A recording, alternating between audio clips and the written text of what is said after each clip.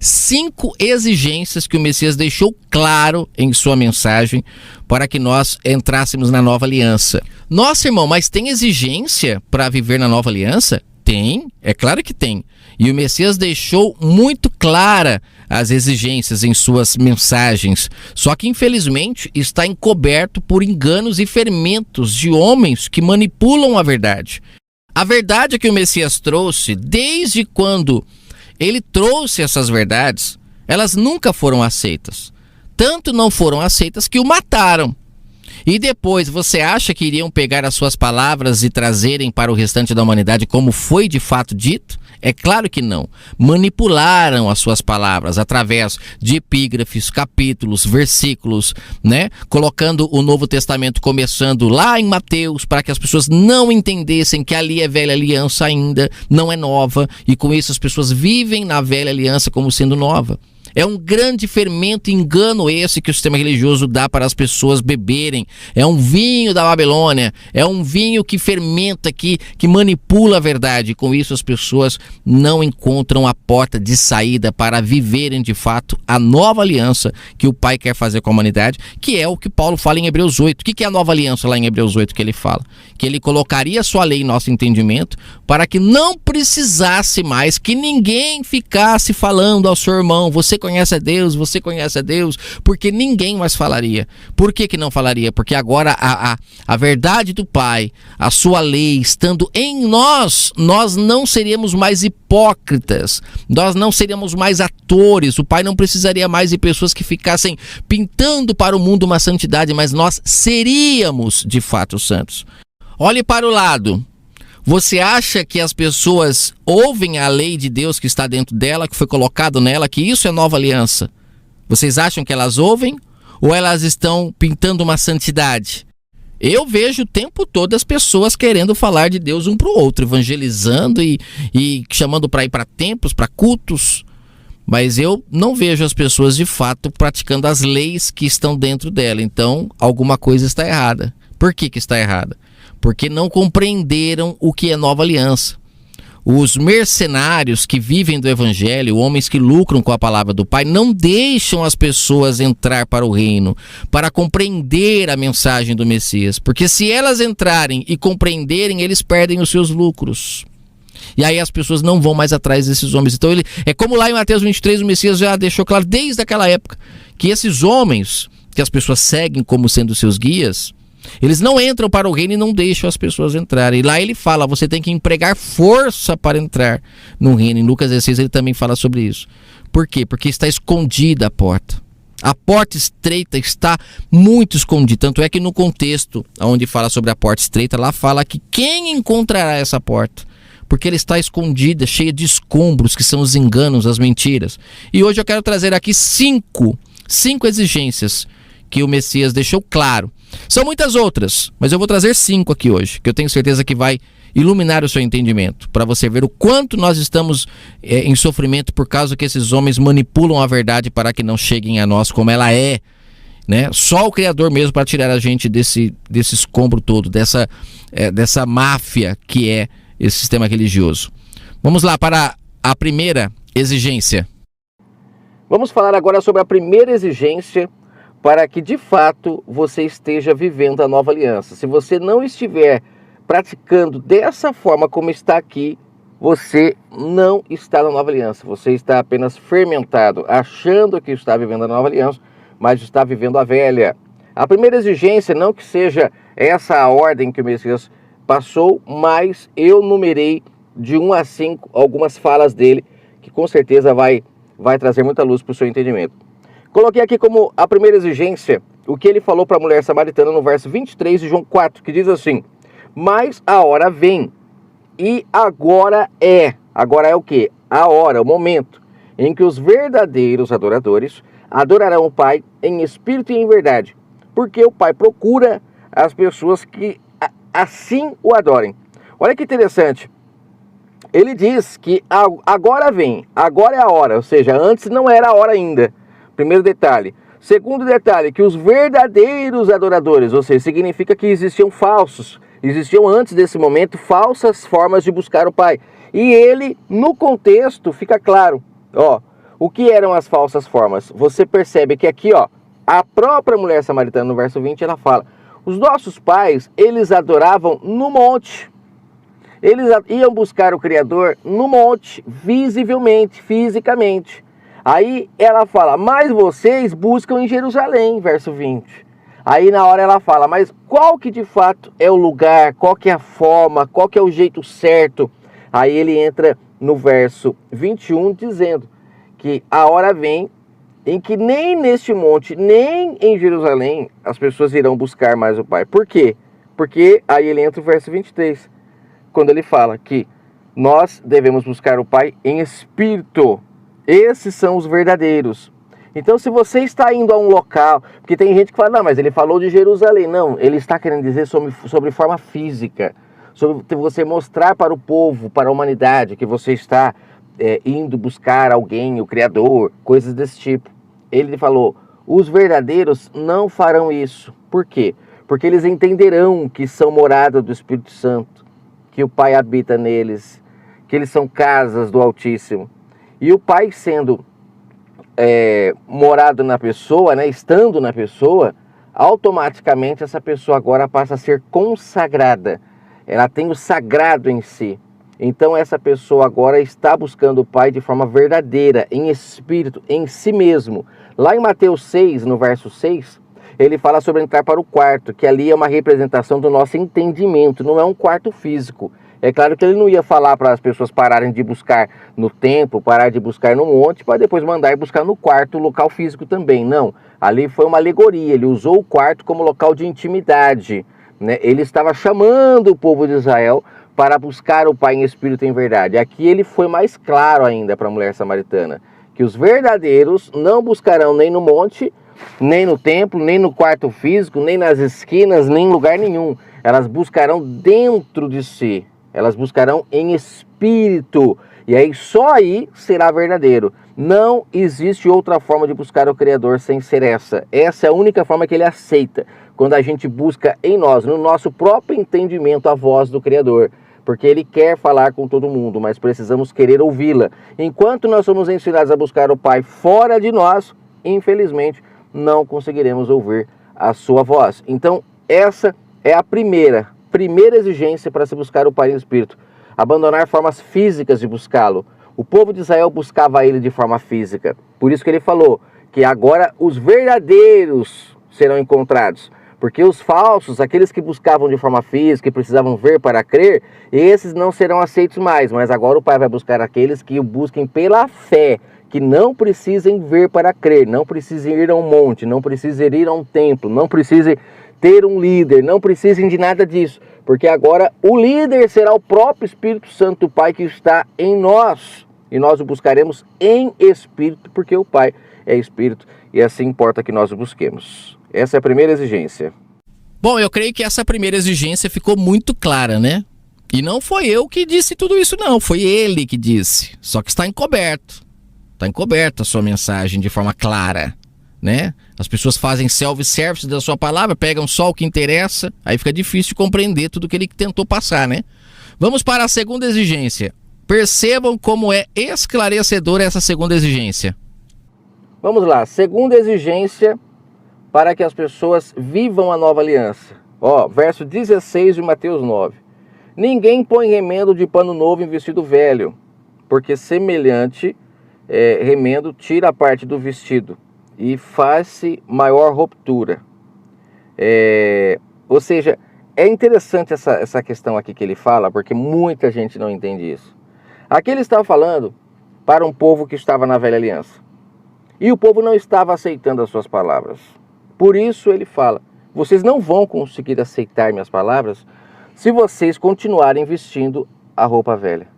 Eu não vou conseguir trazer a roupa nova para vocês se vocês não aceitarem mudar a roupa. Eu não posso remendar, porque se eu remendar vai ficar pior. Então, ele estava incentivando ao povo a renovar o entendimento, que é aquilo que Paulo fala lá para frente. Paulo entendeu, ele estava falando com o povo aqui de Israel. E ele usa o mesmo exemplo no verso 17, quando ele fala do vinho novo. Ninguém pode deitar vinho novo em odre velho. Ou seja, as mensagens dele nunca seriam aceitas se aquele povo permanecesse pensando da mesma forma, se eles não renovassem o entendimento deles. Então, existia uma briga ali de entendimento, que é a roupa velha e a roupa nova. E o interessante é que, na primeira exigência que eu falei, que foi lá em João 4, ele fala para a mulher samaritana que aquela era a hora, aquele era o momento. Momento do quê? Da mudança de chavinha, da roupa velha para a roupa nova. Era a partir dali que o povo começaria a buscar o Pai em espírito e seriam aceitos. Antes, o Pai até tolerava aquela prática deles de buscar a Ele visivelmente, no monte, no templo. Mas depois da vinda do Filho e deixado claro que o Pai não aceitaria mais, que seria falsa essa forma de buscar o Pai, não seria verdadeira, então o Pai não aceitaria mais aquilo. Então aqui em Mateus 9, você vê que está em concordância com João 4. Por quê? Aqui ele está falando: não façam isso, não remendem, não coloquem vinho novo em odre velho. No caso lá ele estava na velha aliança, por isso que ele falava odre velho, roupa velha. Se lá fosse nova, como muitos líderes religiosos, e o próprio livro Bíblia incentiva as pessoas a entenderem que era nova aliança ali em Mateus, Marcos, Lucas. Se ali fosse nova, ele nem usaria a expressão velha. Ele só falaria de coisas novas, mas não, ele está ali tentando fazer essa mudança, essa transição. O Pai veio no corpo do Filho para fazer essa transição da velha para a nova aliança, para a busca no Espírito. Mas só quem entende consegue perceber isso, essa mudança. Então aqui em Mateus 9 ele está falando: eu não aceito que a roupa nova, porque hoje nós estamos na nova aliança, fique com retalhos, com remendos de roupas velhas. Ou você veste a roupa nova, que ele fala inclusive isso na parábola das bodas. Ele fala: ou você aceita a roupa nova de verdade, ou eu não vou aceitar que você fique confeccionando a sua própria roupa. Ah, isso aqui eu aceito, isso aqui eu não aceito. Não existe isso para o Pai. Ou é roupa nova ou é roupa velha. E para você conseguir discernir isso, você precisa entender até na onde vai a velha aliança e aonde começa a nova. E dentro, é claro, ali de Mateus, Marcos, Lucas e João, em que momento o Messias está falando para nós que somos da nova aliança? Porque a grande maioria das pessoas que ouviam ele falava com elas de forma velha, para que elas pudessem compreender a sua mensagem. E quando ele falava de forma nova, ele vem e usa esse exemplo. Vocês nunca vão aceitar se vocês não mudarem a chavinha, se vocês não renovarem o entendimento, se vocês não vestirem a roupa nova. Eu não tenho como ficar remendando. Eu posso trazer algumas figuras de linguagem, como ele sempre trazia, por exemplo, buscar o Pai no quarto, né? Como eu comentei em João 4, que não é física, mas ele trazia fisicamente para o povo conseguir entender. Mas se eles não renovassem o entendimento e compreendessem que ele não estava falando de um quarto físico, não teria resultado. Eles tinham que entender. Por isso que eles eram carnais, eles precisavam ver para crer. E o Pai vem e traz tudo fisicamente para eles poderem compreender. Mas se eles não renovassem o entendimento, por exemplo, eles iam lá no mar para se batizar e achavam que aquela água iria purificar o pecado deles. Ou seja, eles estavam com o entendimento velho, querendo aceitar o novo, o vinho novo. Não aceitariam, não conseguiriam compreender, porque eles tinham que entender que aquela água só era visível para eles, porque precisavam ver para crer. Eles tinham que renovar o entendimento e entender que a água tem a simbologia de purificar, de limpar. E aí quando eles entendessem isso, eles compreenderiam que não era a água física que limparia eles, mas a palavra pura tem o poder de purificar e de limpá-los. Eles tinham que realmente vestir a roupa nova para compreender. E hoje nós percebemos que a grande maioria das pessoas estão com a roupa velha e estão querendo remendar pano novo ainda. Estão com o odre velho e estão querendo remendar, trazer vinho novo, não recebem. Hoje nós estamos na nova aliança. Quem entra de fato para a nova aliança, essas pessoas vivem a nova aliança, compreendendo o reino espiritual, não aceitando mais a roupa velha. Elas não remendam, não trazem, porque sabem que o Pai não aceita. Ou você veste as roupas novas, ou você fica com as roupas velhas, como na parábola das bodas ele fala, que é colocado para fora quem estiver confeccionando suas próprias roupas. Fica entre choro e ranger de dentes, aonde não há compreensão, né? Porque infelizmente não aceita vestir a roupa nova. Vamos para a terceira exigência.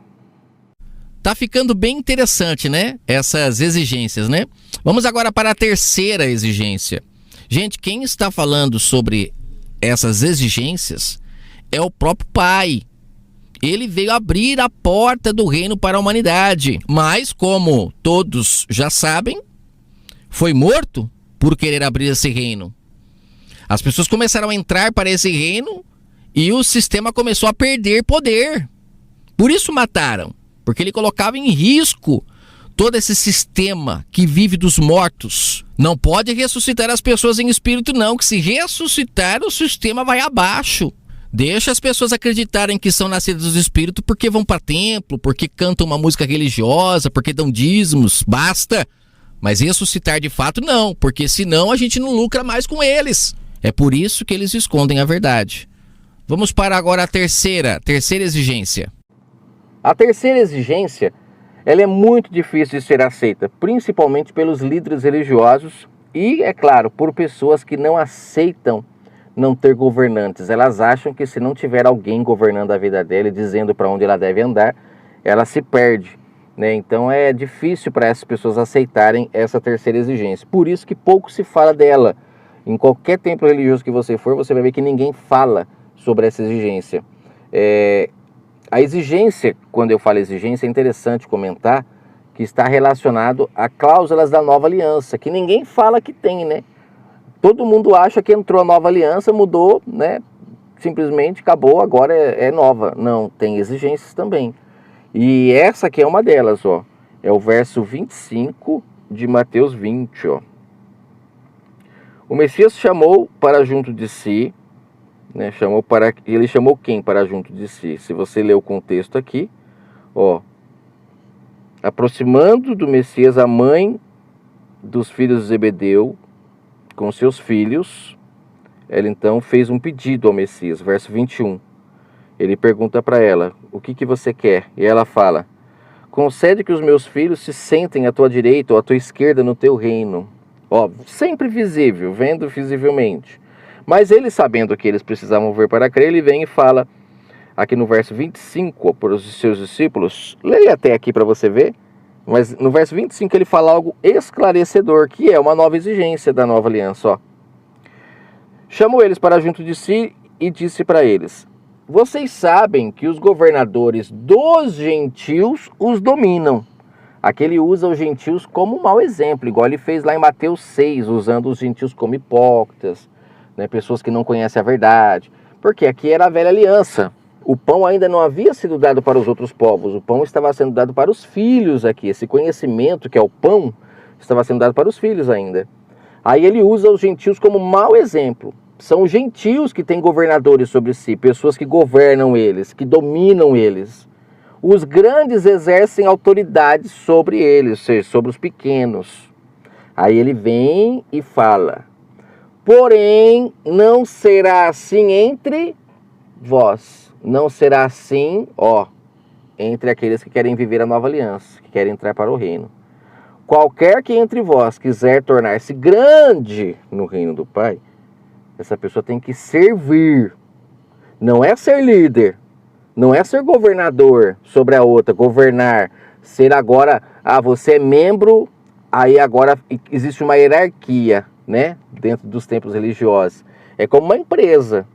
Porque inverteram o que Paulo falou, né, no livro de Efésios. Colocaram agora como cargos e não dons, né? E aí a pessoa agora ela é diácono, o outro é presbítero, o outro é pastor, é uma hierarquia. Com isso, as coisas caminham de forma organizada dentro do templo. Só que, com um grande problema que é o que acontece dentro das empresas. Por causa da hierarquia, um obedecendo ao outro. Quando, na verdade, no reino do Pai isso não existe. Ó, não será assim entre vós, ou seja, não há governantes, não há liderança entre vós.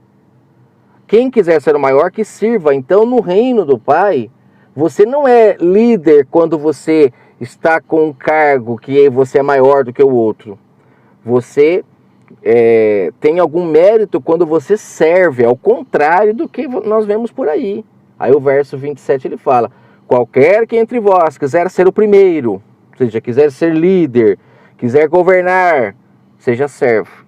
E aí sim, para o reino do Pai, você vai ter alguma utilidade. Enquanto você quiser governar, ser líder, mandar, você no reino do Pai não é nada. Então essa hierarquia que existe dentro dos templos religiosos é tipo uma hierarquia que existe em uma empresa. Onde você tem o gerente, você tem o subgerente, você tem lá o o setor de contas, que no caso da igreja é a tesouraria, né?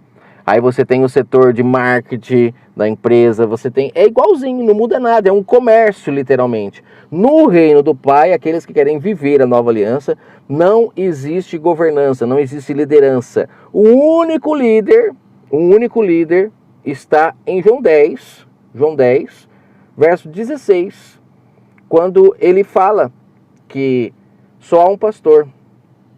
Verso 16 de João 10. Tenho ainda outras ovelhas que não são deste aprisco. Olha, ele está falando com o povo de Israel, por isso que ele fala deste aprisco. Aí ele fala, e me convém a importar e conduzir. Tem outras ovelhas que não são desse aprisco. De quem ele está falando? Não são desse aprisco. O aprisco é de Israel. Quem são as outras ovelhas? Os gentios, outros povos. Só que aí ele fala que elas ouviram a minha voz, e então haverá um rebanho e um pastor. Por que um rebanho? Porque ele fala do aprisco e ele fala das ovelhas de fora. Ele iria unir aqueles que crescem na mensagem para que se tornassem um rebanho. Aí teria o quê? Um líder. Um líder. Aí o que ele fala aqui em Mateus 20 se conclui.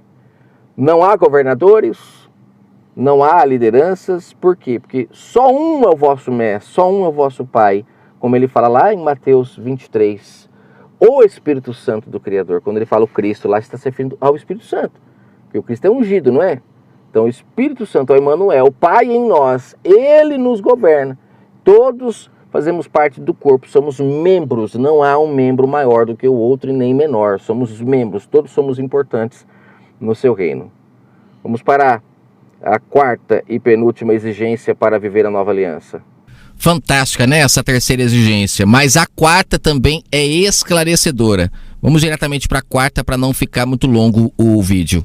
A quarta e penúltima exigência que eu fiz dessa lista, tem muitas outras, mas a quarta e penúltima exigência é o que ele fala em Lucas 17 para o povo de Israel. Ele disse isso para o povo de Israel, a parábola do servo inútil. Olha só, ele está aqui em Lucas 17, dizendo que o pai não aceita servo inútil. Ele não tolera. O que é um servo inútil?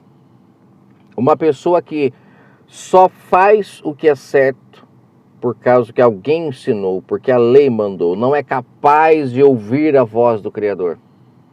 Não ouve. É uma pessoa dependente da lei, é filho escravo, filho da lei. Por isso que vem a história de salvação dizendo que o pai busca os filhos da livre, como Paulo fala lá em Galatas 4, que é um contexto maravilhoso para trazer uma mensagem aqui para o canal. O pai procura os filhos da livre. O pai procura os filhos espirituais, os nascidos do Espírito, não nascido da lei, mas nascido do Espírito, porque aí essa pessoa deixa de ser servo inútil, aquele servo que, poxa, quer dizer que você vê uma pessoa morrendo do seu lado, se ninguém chegar com a lei do lado falando, olha, que você tem que cuidar, você deixa ela morrer, é assim, isso é servo inútil, servo que não serve para o pai. O pai quer pessoas que ouçam a sua voz e que façam o que é certo. A gente tem a parábola do filho pródigo que ilustra bem isso, né? A diferença dos servos inúteis, que você vê lá que eram religiosos, por incrível que pareça. Acredito que ele usou esse exemplo até para mostrar que, né, infelizmente, os religiosos, quando tem alguém com um problema, eles levantam a mão para orar. Não estendem a mão para ajudar, não. Isso mostra o quanto são inúteis, o quanto não compreenderam a mensagem. Joga tudo a responsabilidade para o Criador, como se eles não tivessem que fazer nada. É servo inútil, né? Eu prefiro, na hora que tem alguém passando mal, eu prefiro uma mão que vai lá e estenda para ajudar, né? Imagina que tem uma pessoa se afogando. O que é melhor? Uma mão que estende para puxá-la e para salvá-la, ou 10 pessoas com a mão erguida orando? Né? Então é isso que o pai está falando na parábola do servo inútil. E assim estava o povo de Israel. Só faziam o que a lei mandava. Qual de vós, tendo um servo a lavrar ou apacentar o gado, lhe dirá ao voltar do campo, chega-te e reclina-te à mesa? Não lhe dirá antes, prepara-me uma ceia, cinge-te, serve-me, até que eu tenha comido e bebido, depois comerás tu e beberás. Aí ele fala, porventura agradecerá ao servo porque fez o que lhe foi mandado? Você vê, Qual de vós, tendo um servo a lavrar e apacentar o gado, e ao voltar ele do campo, aí chega-te e reclina-se à mesa. Aí não dirás antes, ele chega cansado, ele vai sentar, vai reclinar a mesa, e aí antes de ele fazer isso, você pede para ele preparar para você, né, alguma coisa. Aí depois de você ter comido e bebido, aí ele fala: porventura você agradecerá esse servo por ter preparado para você a comida que você pediu? Aí ele, né, o que ele está querendo dizer aqui? Não, afinal de contas ele fez só o que você mandou. Se ele chegasse ali e você não pedisse, ele iria sentar e não ia fazer sua comida não. Mas ele está ali para isso. E aí ele chega e você tem que pedir. É isso que ele está falando. Assim também vós, quando fizeres tudo que for mandado, digam: somos servos inúteis, porque só fazemos o que devíamos fazer. Só fazemos aquilo que foi pedido. Não vamos além. Não posso, que tem muita gente. Analisa, por exemplo, as leis que nós temos hoje, que é igualzinho às leis que tinha lá na Velha Aliança, as leis para conduzir o povo tem um pouco mais. É a lei que controla o povo. Se você tirar a lei por um dia, você vai ver a catástrofe que vira. Esse tempo atrás teve um estado aí, né? Acho que foi no Espírito Santo, que justo no Espírito Santo, olha o nome, né? Ficou até um paradoxo. Tiraram as leis e, nossa, o povo começou a saquear as lojas, roubar. Pegaram até pastor dentro de uma loja lá, roubando uma lavadora. Tem até na internet para você ver o vídeo. Ou seja, é até interessante, né? O nome do estado ser Espírito Santo, e tirou as leis. Ou seja, gente, a maioria das pessoas são movidas pelas leis, são servos inúteis. O povo acha que existe um certo controle na terra porque Deus está controlando. Não, são as leis. O Pai, ele controla os seus, aqueles que não precisam de leis, e que nós só saberemos quem são esses no dia que o Pai separa o trigo no seu celeiro. Porque esses são aqueles que não aceitaram ser dominados por leis, foram bons, estavam acima da lei. Por isso que o Messias falava: está aqui aquele que é acima da lei, que é maior do que a lei, que não precisa dela para fazer o bem. Não é um servo inútil como vocês, é isso que ele quis dizer para eles. Não sou servo inútil como vocês. Então, para viver a nova aliança, é necessário não ser servo inútil, não depender de regras, de leis, de tutores, de homens para dizer: vai para cá, vai para lá, vira à esquerda, sobe ali. Não! O Espírito Santo é o vosso mestre, é o vosso Pai, como ele fala em Mateus 23. Ouça a sua voz e ele vai conduzir você para os passos verdejantes. E para o Pai você não será servo inútil, fará o bem quando precisar ser feito. Não porque alguém disse que tem que fazer, mas porque você sabe que aquilo vai fazer bem para o próximo, vai fazer bem para a humanidade, vai fazer bem para a terra, vai fazer bem para você. Então você faz por amor, não por lei. Filho da livre. Vou agora finalizar com a quinta exigência, que é muito importante também. Depois eu vou colocar cada exigência separada aqui no canal, os vídeos mais curtos, mas todas elas juntas dá uma visão melhor. E depois eu vou trazer outras exigências, porque não para só nessas 5 não, tem muitas outras, bem interessantes. Vamos lá, vamos para a quinta exigência, quinta e última. E agora a quinta cláusula, que também está totalmente distorcida em nossa época e as pessoas não se atentam, é o que ele falou no verso 28 de Mateus 10. O contexto de Mateus 10, para quem está familiarizado aí, é aquele contexto que ele manda os discípulos, né, irem anunciar o evangelho, dando a eles autoridade sobre os espíritos imundos, para expulsarem os espíritos imundos e curarem toda sorte de doenças, enfermidades. E ali ele também alerta eles sobre algumas importâncias que eles deveriam dar, sobre não levar alforjes, dar de graça o que de graça receberam, né? Muitos hoje querendo anunciar a verdade, mas não querem cumprir as exigências. E uma das exigências que ele deu é essa aqui, ó, verso 28. Não temais os que matam o corpo e não podem matar a alma. Antes temei aquele que pode fazer perecer no inferno tanto a alma quanto o corpo.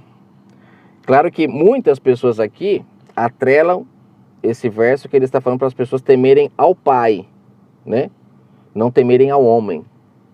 Mas existe um fato interessante.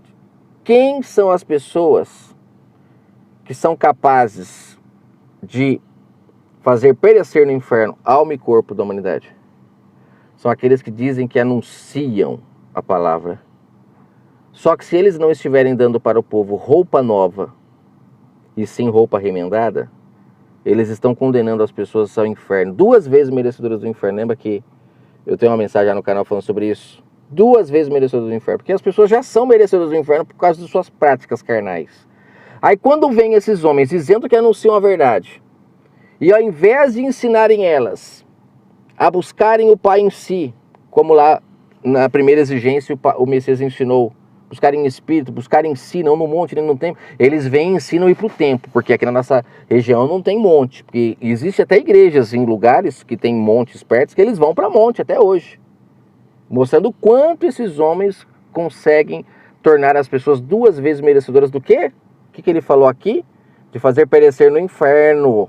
E esses homens fazem as pessoas serem 2 vezes merecedoras. Elas já eram merecedoras no começo porque já as suas práticas carnais, de mentir, de roubar, de fofocar, seus desejos carnais, ambição, cobiça, estava à flor da pele. Aí vem esses homens, em vez de trazer a palavra pura, de pôr a roupa nova nas pessoas e deixarem elas buscar o Pai em Espírito e em verdade, não. Agora eles querem ser dominadores sobre elas. Eles querem ser governantes sobre elas. Como lá ele falou em Mateus 20. São os gentios que têm. São os povos que não têm a presença do Espírito Santo que têm governadores. Porque precisam ter. Não tem o Espírito Santo, então precisam ter alguém que as dirija. Agora, vem esses homens dizendo que estão falando a verdade. As pessoas acreditam, porque afinal de contas eles vêm com títulos. Títulos que fazem as pessoas olharem e falar, poxa, esse homem está anunciando a verdade. A pessoa vai lá, agora ela se torna o quê? Serva dele, não ele serva dela, mas ela se torna serva dele, que agora ela vai ter que lavar a igreja para ele, ela vai ter que dar dízimo para ele, vai ter que dar oferta para ele, pagar as contas dele. Ou seja, essas pessoas se tornam servas deles. E aí, como ele fala aqui no verso, elas não têm um pingo de medo, gente, desses homens, o povo que estão nesses templos. Porque eles têm poder de tornar elas 2 vezes merecedoras do inferno. E elas não se preocupam com isso. Comem tudo que eles falam. Tudo. Por que comem de tudo? É como o Messias falou na parábola lá do porco, né? Da pérola e do porco. Ó, figura de linguagem para um povo que precisava ver para crer. O porco não distingue o que é pérola e o que é lavagem. Ele pisa na pérola. Então esse povo, eles não distinguem. Então aqueles homens falam o que querem. Dão roupa, parecendo aquelas roupas de festa junina, todo remendada. E o povo veste. E o pior, acham que são santos e são mais santos do que os outros. São mais santos que os outros. Aí cai naquilo que o Messias falou lá em Mateus 6, para o povo de Israel. Vocês oram em pé nas esquinas, nas sinagogas, ficam usando de vãs repetições a orarem, igual os gentios, e estão se achando maior que eles. Por quê? Por quê? Hoje é a mesma coisa. O povo vai nos templos religiosos, come da lavagem que esses homens dão, vestem a roupa tudo remendada, praticando obras da velha aliança, né, como templos, tendo liderança sobre si, batizando numa água física, comendo um pãozinho como sendo ceia, tudo prática de gente cega espiritualmente. E quando saem dali, saem parecendo uma pomba, com o peito tudo estufado. Ah, eu sou santo, eu sou consagrado, sou escolhido. Ah, mentir pra lá, rapaz. Tá igualzinho o povo do mundo, quando sai do templo, vão para suas lojas e usam o cliente para se enriquecer, cobrando mais caro. Se o cliente for uma pessoa menos conhecedora do assunto, aí enfiam nele garantia, enfia nele nisso, naquilo, cobra mais caro, mentem, sabe? Não cumprem as datas de entrega. É uma verdadeira bagunça em prol do seu egoísmo, da sua ambição, frutos da carne, a flor da pele também, igual o povão do mundo. Todo mundo querendo ser rico nessa terra. Se esqueceu que também uma das exigências é não cobiçar os tesouros dessa terra para a nova aliança. Então, tudo querendo ser rico. Hoje você vê vários canais do YouTube aí, os caras tudo usando o nome de Deus, que Deus o abençoou. Como assim? Teve um lá que Eu vi esses dias um cara que fala de Deus até, mas disse que não ia descansar enquanto não comprasse a empresa do primeiro patrão dele. Olha, tem mágoa, tem inveja, e tá lá falando de Deus, ou seja, 2 vezes merecedores do inferno. O assunto nem é esse, mas acabou até ficando interessante falar sobre isso também. Então, temos que ter cuidado com pessoas que dizem anunciar a verdade. Tem que primeiro analisar, ver se realmente aquele homem não está trazendo enganos, mentiras, palavras fermentadas que estão me conduzindo ao inferno. E a gente vê que essas pessoas têm medo dos homens que matam o corpo. Olha como que está invertido. Isso é blasfêmia, isso é apostasia. O povo hoje está com medo daquele que mata o corpo. Você vê que hoje tem essa doença aí, coronavírus, o povo tudo com medo do coronavírus. Se pegar, se morrer, meu Deus. Peraí, que medo é esse daquilo que mata o corpo? Sendo que a nossa pátria não é aqui, ou eu estou enganado, as pessoas estão querendo é aqui mesmo. Né? Então, tá tudo invertido. Que o Senhor abençoe a vida de todos. E eu finalizo aqui essa 5ª exigência, mostrando que hoje as pessoas estão com medo de quem mata o corpo, não quem mata o espírito. Mas a exigência para viver a nova aliança é ficar atento com quem mata o espírito. Que o Eterno abençoe a todos grandemente.